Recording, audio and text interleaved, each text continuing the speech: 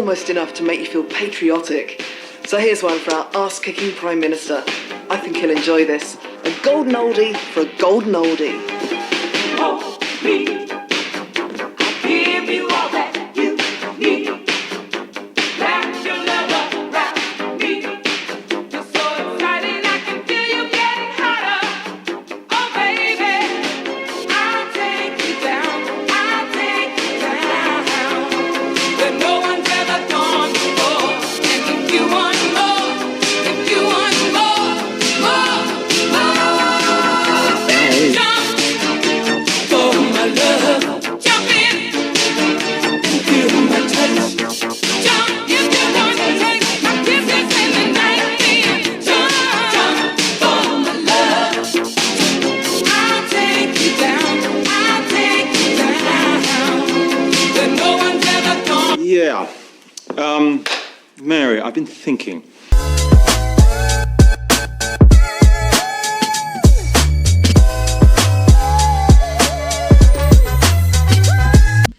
What is up, guys? Welcome back to another episode. Okay, we are going into my portfolio. I'm going to give you an update on what I'm learning about. Oh, it's so exciting what I'm learning, and I'm learning lots, and that is the key to life. Always keep learning. Quick shout out to today's sponsor. That is my great friends, not just good anymore, my great friends over at Chobani Fit. 15 grams of protein. It fuels me. A nice little recovery snack. Without them, I'd be lost. So thank you to Chobani for their support always.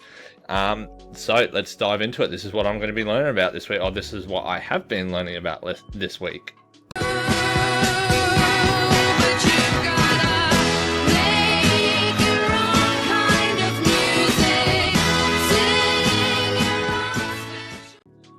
Okay, so today, what I'm going to be talking about. So I'm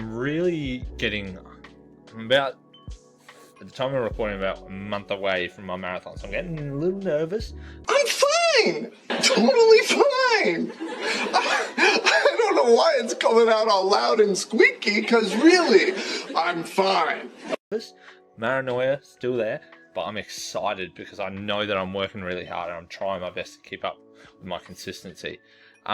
But some research that I've been doing. So one thing I've noticed in some videos that I've watched is just around carb loading. So for me, I'm not too familiar with that. I've spoken to Mr. Randa, I've spoken to Mr. Peter about it a little bit. So for me, they kind of raised like, hey, that's something you should need to do rather than just doing it like a bowl of pasta the night before, like I usually do with footy or something. So for me, I'm looking into it more with a bit more depth now. So first thing I looked up was like, obviously, what is it? So it's around like the 2 to 3 days before an endurance event, such as a marathon. That's what this guy's doing. All right. So when you eat more carbs, you fill your glycogen stores, and you're able to run longer and have more energy. One thing I also noted from this one is when you carb load, you should reduce your mileage for 4 to 5 days before the event.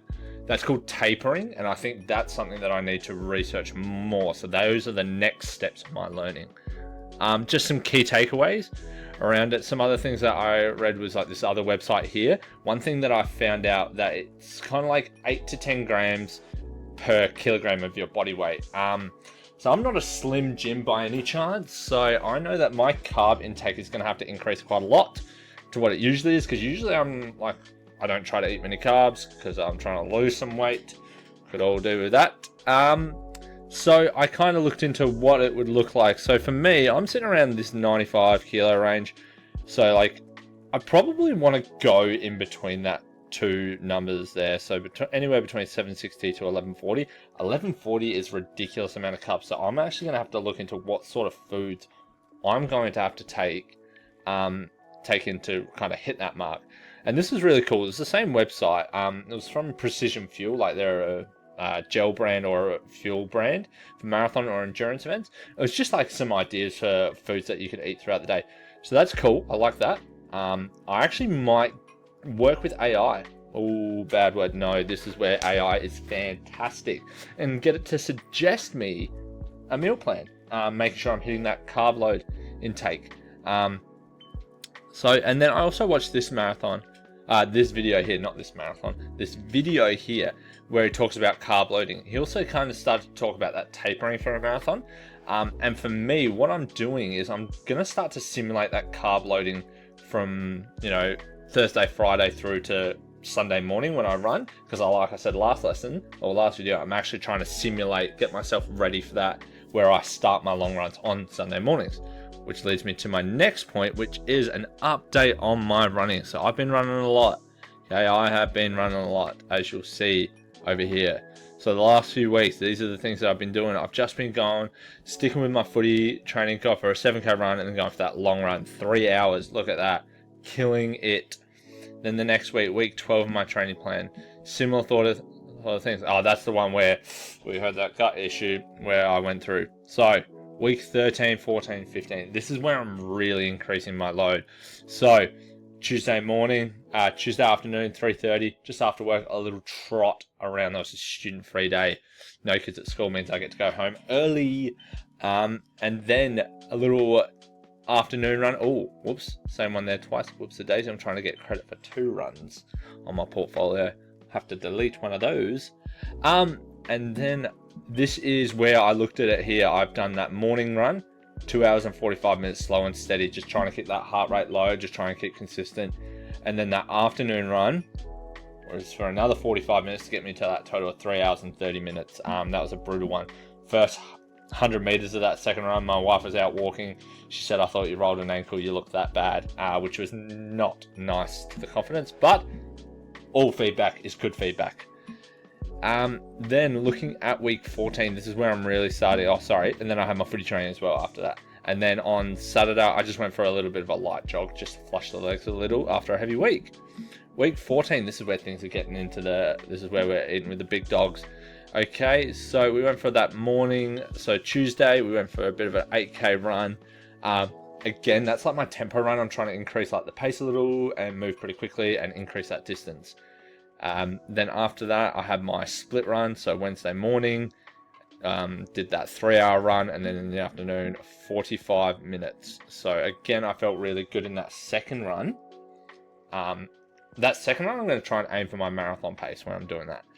And then I had my footy training on the Thursday, and then that little, a bit of a interval session on the Saturday. So I'm going to bring those in, another strategy I am trying out.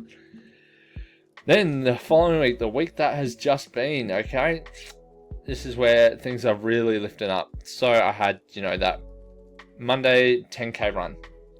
So that tempo run, I'm trying to run a little bit quicker, trying to get the pace up. Then Thursday afternoon, I had footy training. But what I did is just to manage my time a little bit better, tick on the performance standards right there. Okay, I went to footy first a little bit earlier, and I did my interval running session. So I did 4 1-kilometer efforts at a 5:30 pace before training, and then I had footy training afterwards. So the after training, running after that for training, had those fatigue legs, which is good. It's good practice for that marathon run. Okay, and then on Sunday, now you notice that I didn't actually do an extra run on top of it, but the reason why I didn't do that is because I had footy on the Saturday. I played 6 quarters of footy. I know this man is a machine. Okay, I am the machine now. The man has taken over the machines. Jesus Christ. That's Jason Bourne. And basically what I did is I couldn't run for another hour. I was already running on fatigue legs. So that first lap was that slow, steady, really just flushing the legs, didn't care about the pace. Second lap, that was holding my marathon pace. I wanted to be at that pace, make sure I held it for that whole hour, that whole lap of the route I was doing. Then lap 3, like I said there, survive. Just get through it. One thing I did there was actually I was stopping and taking a minute or two to refuel, have a drink of Gatorade to get my electrolytes up, because I've noticed I've actually been sweating a lot of salt, so I need to get my electrolytes and my sodium up, and just having something to eat or refuel and just stopping, so I'm not trying to race through those and rush those things. So that's where I'm at now. This is my updated progress check. Not updated progress check, update my portfolio and how I'm collecting this evidence and what I'm learning. All the lanes around leaves are brown, and the sky is gray, and the sky is gray. And that is is all for today's episode, guys. All right, light up microphone, back at it again. Thank you so much to my sponsors for today. Massive shout out to my good friend Mr. Randa today. A lot of conversations about carb loading. He's pointed me in the right direction, showed me that guidance too. So shout out to Mr. Randa. What a man he is. Always see him walking around the school with a big smile on his dial. Makes my day every time. All right, and that's it for today's episode, which is all about my portfolio. Okay, stay tuned for next week where I'm going to unpack my portfolio a little bit further. I'm going to go into those next steps in my learning, which is around that taper period.